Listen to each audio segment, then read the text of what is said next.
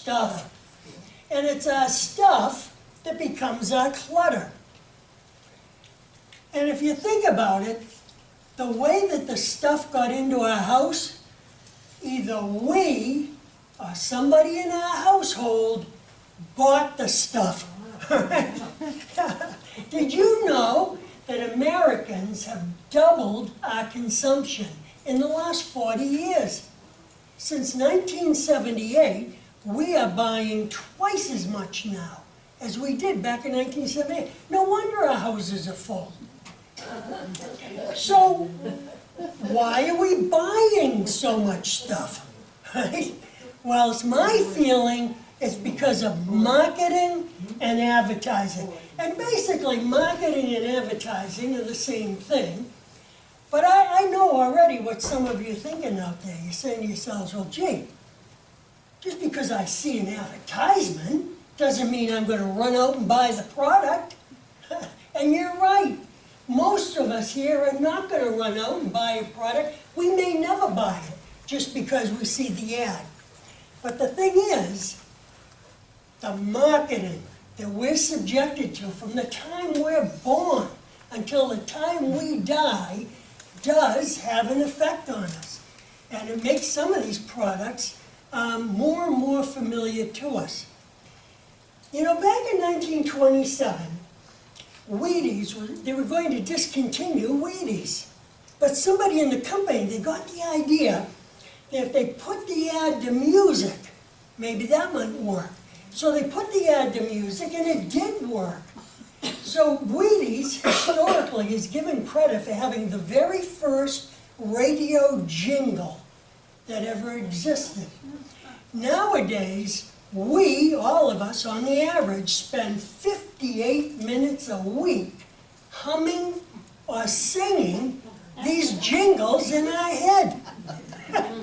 And I thought I might have some fun with you by seeing if you can identify some of them for me. Okay, see if you can finish these jingles. Pull up, plop, fizz, fizz. Oh, what a relief it is. Yeah, all right. How about this one? You'll wonder where the yellow went. When you brush your teeth with Pepsodent. Now here's one. All I have to sing are 2 words. 2 words! It's over 60, 70 years old, and most of you here are going to finish this jingle for me. Ready? Or at least go through a lot of it. See the USA in your Chevrolet. Think about that. 60 or 70 years ago, and it's ingrained in our minds. And think of all the things we've tried to learn and memorize and everything else, and yet that's still up here, isn't it? They did a good job. They did a good job. Now, what's important is, most of you aren't going to run out and buy a Chevy, right? And probably half of you never did buy a Chevy. But the thing is, Chevy is familiar to all of you. And so when you do go to buy a car, Chevy is going to be among the cars that you're going to choose from. And I'll give you a better example, bologna. Let's say you're going to buy bologna for the first time. So you go to the cooler, and there are 3 brands in there. The first one here, you've never heard of it. Well, let me tell you something right now. We're hardwired to be afraid of the unknown. We're afraid of the other. We're afraid of the other tribe, the other religion, the other culture, the stranger, or the strange product. How come I never heard of this bologna? How come I've never seen ads for this bologna? It can't be very good, or I would have heard about it, right?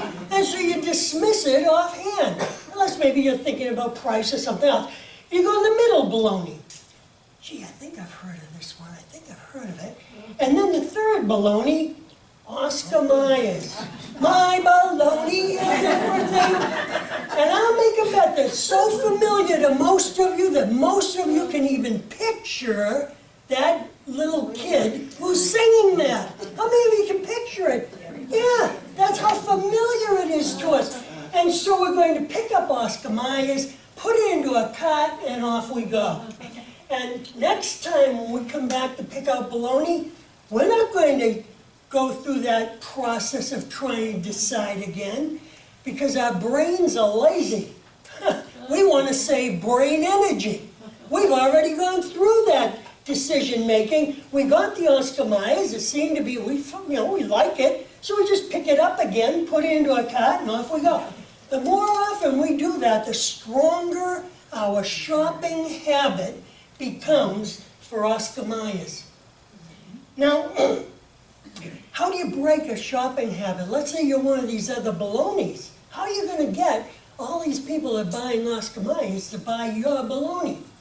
Well, there's lots of different tactics that they use, but here's one that you're all familiar with. New and improved, right? Put that on your package. 10% less fat, added vitamins. So now, when you come to pick out your bologna, you might see that new and improved, and you have to stop. Wait a minute, things have changed since I made my first decision. Maybe I need to reevaluate. Now, you might reevaluate for just a couple seconds, it might be a minute or whatever, but there's a window of opportunity now for that other product, for you to choose that other product. You might choose, 10% less fat, added vitamins, about the same, but I'll try it, see if I like it.